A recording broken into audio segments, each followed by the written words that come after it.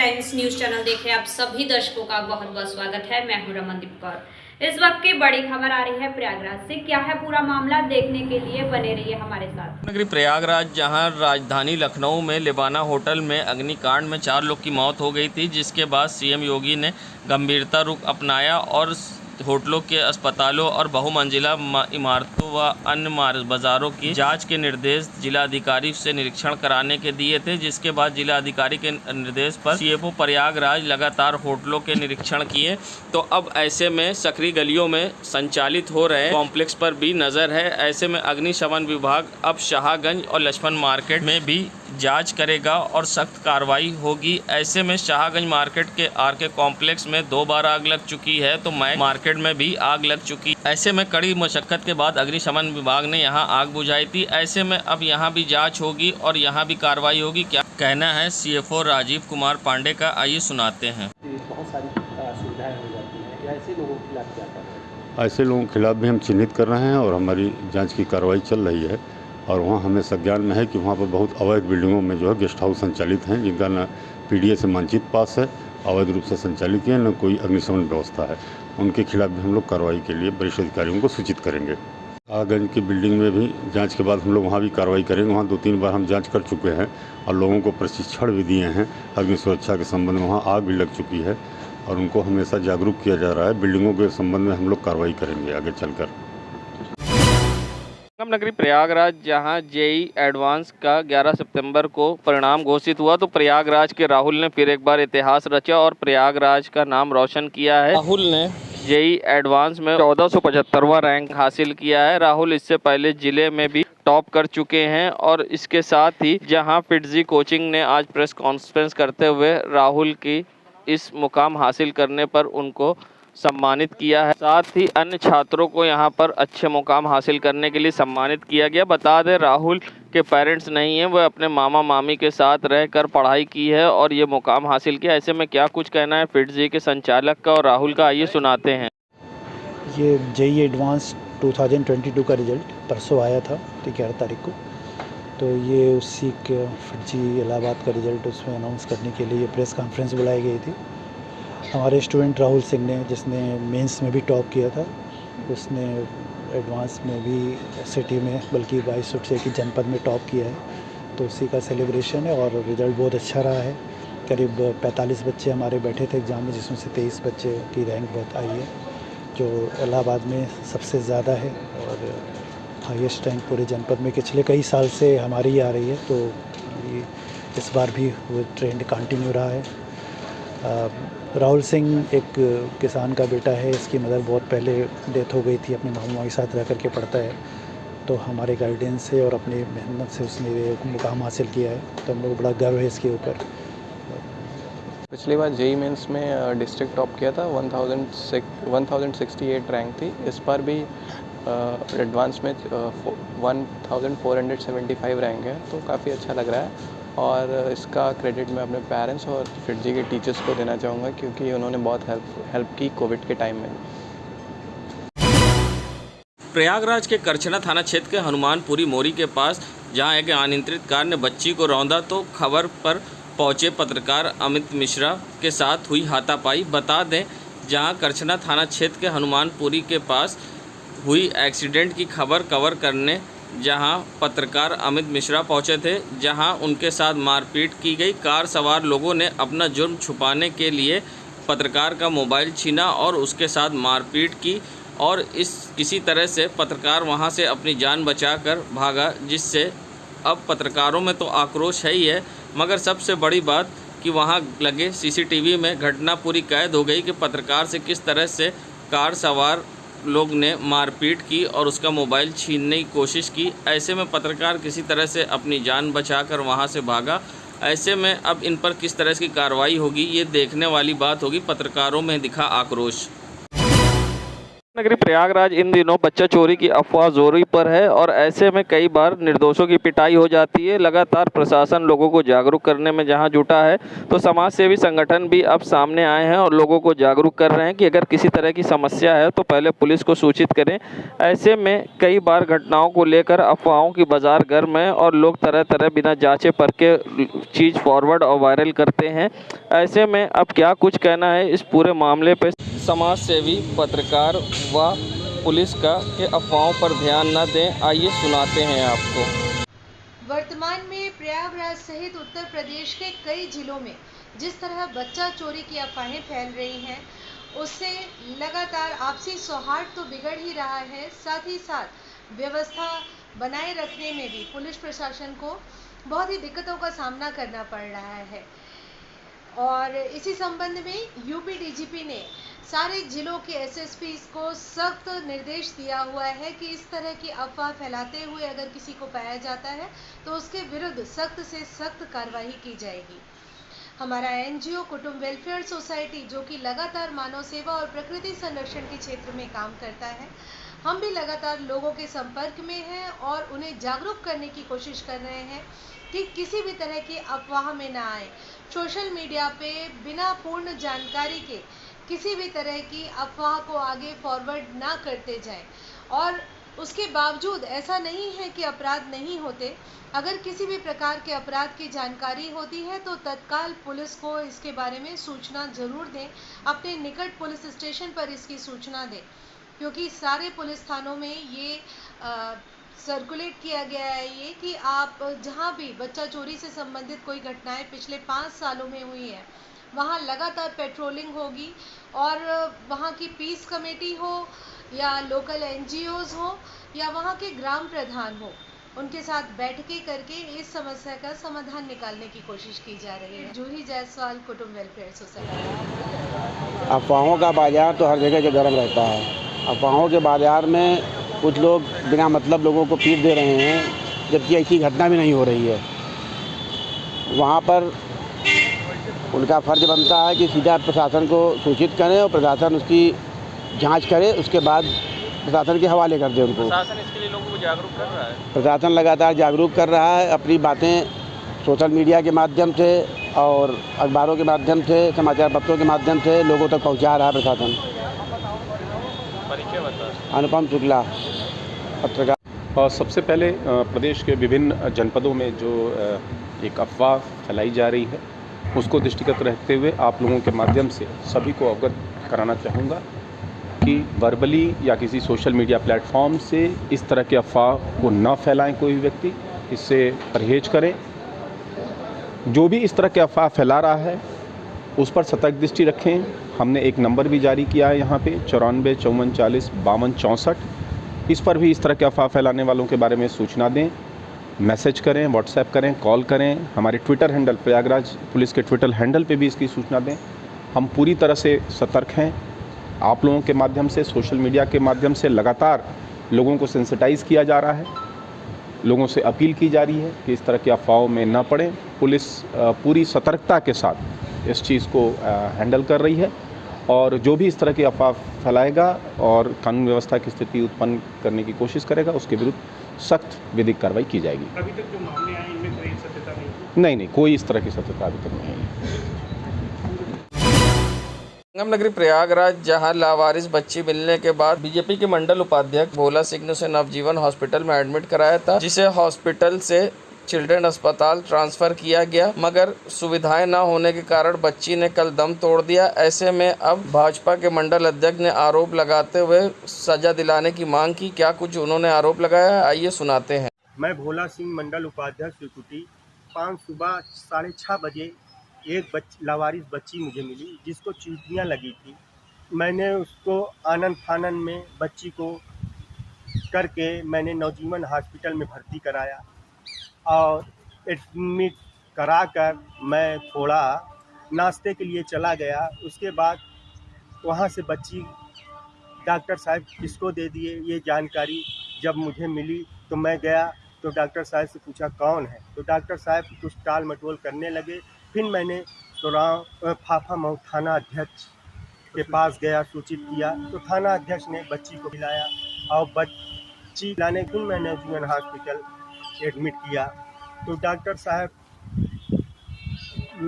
साहब ने फिर बाल विकास अधिकारी को फ़ोन किया और अधिकारी को फ़ोन करके न एम्बुलेंस की सुविधा थी, न किसी की सुविधा थी। तिलतिलाती हुई बच्ची और 3 घंटे की बच्ची सही से इलाज न होने के कारण 3 बजे आकर चिल्ड्रन हॉस्पिटल पहुंची और फिर उसके बाद आज दिनांक 9/22 को 10 बजे बता रहे हैं कि मृत हो गई। मैंने उसका नामकरण साक्षी रखा था।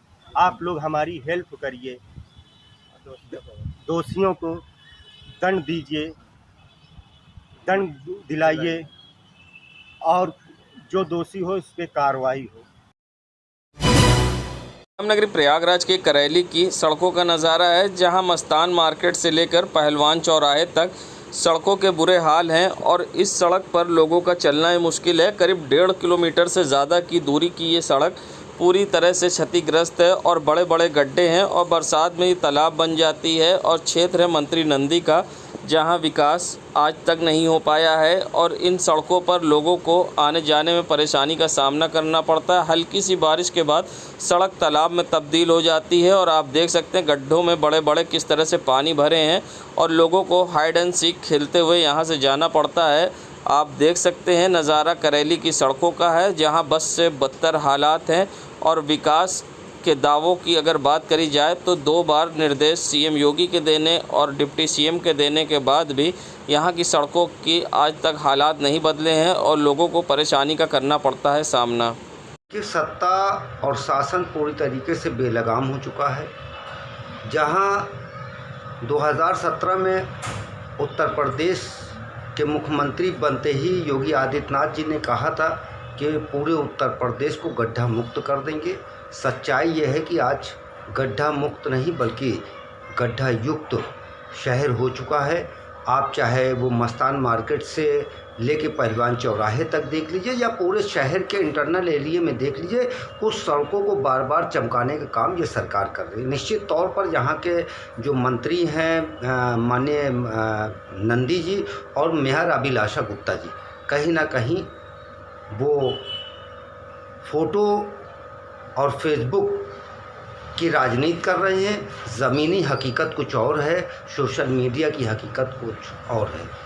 न जाने कितनी बार नगर निगम प्रशासन से भी गुहार लगाई गई है और शर्म आती है कि माननीय हाई कोर्ट के अंदर इलाहाबाद की सड़कों को लेके, ख़ास तौर से करैली की सड़कों को लेके एक रीट दाखिल हुई है जिसमें नगर निगम को जवाब देना पड़ रहा है। उसके बावजूद भी किसी भी कीमत पे सड़कों को बनाने का काम नगर निगम द्वारा या माननीय विधायक मंत्री द्वारा नहीं किया जा रहा। यह दुर्भाग्यपूर्ण है।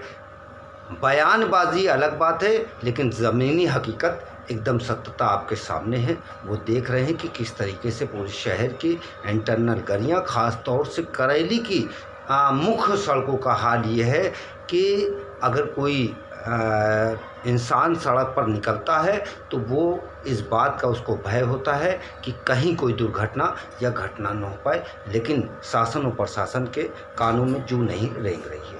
नफीस अनवर।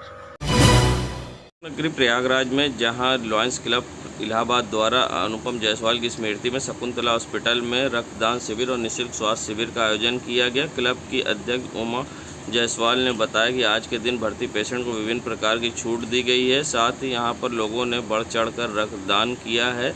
साथ ही बता दें यहाँ पर 50 से ज़्यादा लोगों ने रक्तदान किया। 400 लोगों ने स्वास्थ्य कैंप जांच कराई। इस मौके पर लॉयंस क्लब के सदस्य लालू मित्तल भी उपस्थित रहे। क्या कुछ कहा उन्होंने, किस तरह से कार्यक्रम का आयोजन हुआ, आइए सुनाते हैं। आज रक्तदान हम लोग यहाँ शकुंतला हॉस्पिटल में आए हुए हैं और डॉक्टर अनुपम जायसवाल जिनकी कोरोना काल में एक दर्दनाक और जिसे मुझे कहते हैं बहुत दुखद मृत्यु हुई, और उन्हीं की स्मृति में यह रक्तदान शिविर का आयोजन किया गया है। और इसका आयोजन लॉयंस क्लब डिस्ट्रिक्ट और सभी लोगों के कंबाइंड एफर्ट से आज संभव हो पाया है। और उनकी स्मृति में हम लोगों ने यहाँ बहुत से लोग, हमारे लॉयंस क्लब के, लॉयंस क्लब डिस्ट्रिक्ट के, लॉयंस क्लब अनुपम के लॉयंस क्लब सिटी के भी तमाम हमारे साथी जो कि आज रक्तदान के लिए यहाँ आए हैं और ये संदेश देना चाहते हैं रक्तदान के माध्यम से कि जिस प्रकार रक्त देकर हम कितनी जिंदगियों को बचा सकते हैं। एक यूनिट रक्त दान करने से हम कम से कम 4 व्यक्तियों की विशेष परिस्थितियों में जो कि एक जीवन दान हम उनको दे सकते हैं। तो इसी प्रेरणा के साथ आप यहाँ पर सभी लोग उपस्थित हैं और डॉक्टर अनुपम जायसवाल जी जिन्होंने कोरोना से लड़ते लड़ते अपनी से हार गए और हमारे नगरवासियों को, हमारे व्यापारियों की सेवा करने में उन्होंने स्वयं अपने जान की बाजी लगा दी। और ऐसे हमारे तमाम शहर में डॉक्टर्स हैं जिन्होंने कोरोना काल में हम सभी नगरवासियों की सेवा करते करते अपनी संगम नगरी प्रयागराज में जहां नगर निगम सफाई मजदूर संगठन से जुड़े सफाई कर्मियों ने अपनी कई मांगों को लेकर नगर निगम में प्रदर्शन किया। इस दौरान नगर निगम प्रशासन के खिलाफ जमकर नारेबाजी भी की। नगर निगम सफाई मजदूर संगठन अध्यक्ष प्रदीप ने कहा कि नगर निगम सीमा विस्तार कर दिया गया है मगर नए सफाई कर्मियों की भर्ती नहीं हुई है और पुराने सफाई कर्मियों पर काम का लोड दिया जा रहा है। वहीं आउटसोर्सिंग कर्मचारियों से 8,000 रुपये में 8 घंटे काम कराया जा रहा है। इस दौरान ये भी मांग की गई कि नए सफाई कर्मियों की भर्ती हो व पुराने रिटायर हो गए सफाई कर्मियों की जगह भर्ती भी होनी चाहिए और संविदा पर काम कर रहे लोगों को स्थायी किया जाना चाहिए। शहर की आबादी के हिसाब से नगर निगम में सफाई कर्मियों की भर्ती होनी चाहिए। अगर उनकी मांगें पूरी नहीं होती तो वो लखनऊ कूच करने को मजबूर होंगे। वहीं सफाई कर्मियों ने अपनी मांगों को लेकर नगर निगम में प्रदर्शन किया। नगरी प्रयागराज में एक और वीडियो सोशल मीडिया पर अब वायरल हो रहा है जहां वर्दी में एक सिपाही सिविल लाइन की सड़कों पर रिलायंस ट्रेंड के शोरूम के पास वीडियो बनाते दिखाई दिया और ये सड़क पर बैठकर वीडियो बनाने का अब सोशल मीडिया पर वीडियो वायरल हो रहा है। जहां एक और सिपाही का वीडियो अब सामने आया है जो कि सिविल लाइन की सड़कों पर टिकटॉक बनाते दिखाई दिया और साथ ही अब सोशल मीडिया पर ये वीडियो तेज़ी से वायरल हो रहा है। बता दें इस वीडियो से पहले जहां अतरसुइया के सिपाही ने एक युवक के शाहगंज के साथ टिकटॉक वीडियो बनाया था जिस पर एसएसपी ने उसे निलंबित भी किया था। अब ये फिर से वीडियो सोशल मीडिया वायरल हो रहा है। अब देखना है इस पर किस तरह की होगी कार्रवाई। संगम नगरी प्रयागराज में इन दिनों दबंगों के हौसले बुलंद हैं और अक्सर कोई ना कोई घटना सीसीटीवी सामने आ रहा है।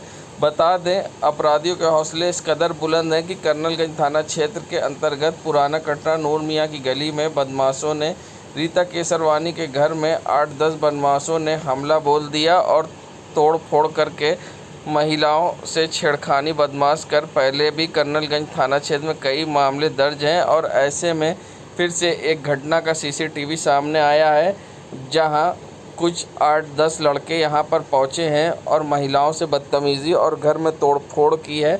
मामला बताया जा रहा है कर्नलगंज क्षेत्र के नूर मियाँ की गली का जहां पर दबंगों ने घर में घुसकर महिलाओं से बदतमीज़ी की और घर में तोड़ फोड़ की है और अब सीसीटीवी पूरी घटना कैद हो गई है और सीसीटीवी सोशल मीडिया पर तेज़ी से वायरल हो रहा है। संगम नगरी प्रयागराज में स्वामी स्वरूपानंद सरस्वती को आज कांग्रेस नेता इरशाद उल्ला के नेतृत्व में इकट्ठा होकर लोगों ने पुष्पमाला अर्पित कर श्रद्धांजलि दी है। बता दें कांग्रेस नेता इरशाद उल्ला ने कहा कि स्वामी स्वरूपानंद ऐसी शख्सियत है जिनको कभी भुलाया नहीं जा सकता, जिन्होंने आज़ादी में अपना योगदान दिया और कई बार वे देश की आज़ादी की लड़ाई में जेल भी गए थे। आज कई लोगों ने कांग्रेसियों ने इकट्ठा होकर यहां पर स्वामी स्वरूपानंद सरस्वती को श्रद्धांजलि दी, साथ ही उनकी तस्वीर पर फूल माला चढ़ाकर श्रद्धांजलि दी। क्या कुछ कहा कांग्रेस नेता इरशाद उल्ला ने, आइए सुनाते। शंकराचार्य स्वरूपानंद सरस्वती जी को जो है उनकी मृत्यु पर आज हम लोगों ने उनको श्रद्धांजलि दी और वो एक महान स्वतंत्रता सेनानी थे। उन्होंने आज़ादी के आंदोलन में जेल भी गए थे और सनातन धर्म के लिए उन्होंने बहुत प्रचार प्रसार किया और सनातन धर्म के बहुत बड़े ज्ञानी थे। आज वो इस दुनिया में नहीं है लेकिन उनको एक बेहतर इंसान की रूप में दुनिया याद करेगी और उनको एक बेहतर इंसान के रूप में आज उनको याद किया जाएगा और उनको कभी भुलाया नहीं जा सकता क्योंकि उनके कार्य जो इतने बड़े बड़े कार्य थे जिनको कभी भुलाया नहीं जाता। और तमाम समाज के लोगों में ये दुख है कि इतनी महान बड़ी शख्सियत जो है इस दुनिया में नहीं है, इरशादुल्लाह। संगम नगरी प्रयागराज के इलाहाबाद विश्वविद्यालय में मुस्लिम हॉस्टल में बीते दिनों हुई बमबाजी की घटना के बाद पुलिस ने मंगलवार को हॉस्टल में रेड डाल दी है। हॉस्टल को पूरी तरह से खाली कराए जाने की भी योजना है। मौके पर बड़ी संख्या में पुलिस फोर्स और पीएसी के जवान तैनात है। कुछ दिन पहले मुस्लिम हॉस्टल में ताबड़तोड़ बमबाजी की अफरा तफरी मच गई थी। बताया गया कि मुस्लिम हॉस्टल के रहने वाले कुछ छात्रों के ऊपर हमला करने की नीयत से बाहर के बदमाश आए हुए थे। उनकी हरकत सीसीटीवी में कैद हो गई थी। पुलिस आरोपियों की तलाश में ताबड़तोड़ छापेमारी कर रही। आशंका जाहिर की जा रही है कि हॉस्टल के आपराधिक गतिविधियों को संचालित की जा रही है। विश्वविद्यालय प्रशासन ने मुस्लिम बोर्डिंग हॉस्टल में जारी रेड को रुकवाया। रेड के दौरान कुछ ऐसे छात्र मिले जो विश्वविद्यालय में नियमित छात्र हैं, लेकिन उन्हें हॉस्टल का शुल्क जमा नहीं किया था। ऐसे में छात्रों को 3 दिन का समय दिया गया है। जिन छात्रों का हॉस्टल में कार्यकाल पूरा हो चुका है उन्हें हॉस्टल छोड़कर जाने के लिए कहा गया। संगम नगरी प्रयागराज के शाहगंज में हैया अला खैरिल अमल की ओर से शब्बेदारी का आयोजन हुआ। रात भर नौहे पढ़े गए तो मातम की सदाएं गूंजती रही। जहां संचालन नजीब इलाहाबादी ने किया तो वहीं इस मौके पर लोगों ने मातम का नजराना पेश किया, जिसमें दुलदुल आकर्षक फूलों से सजाकर रात भर ज़ियारत कराई गई। तो अब्बास का आलम भी साथ रहा। अकीदतमंदों ने पूरी रात तबर्रुकात का ज़ियारत के साथ मन्नत व मुरादें मांगी। वहीं इस मौके पर मिर्ज़ा जहांगीर के सौस ख़्वानी से हुआ तो मौलाना सैयद मोहम्मद यासिर साहब ने मजलिस को ख़िताब किया। अमन जदी दरियाबादी ने खुसूसी नौहा पढ़ा तो पूरी रात लोगों ने दुलदुल का ज़ियारत की और बोसा लिया और साथ ही फूल सूती चढ़ाकर मन्नतें और मुरादें मांगी। देश दुनिया की खबरों के लिए world media times news channel को सब्सक्राइब करें।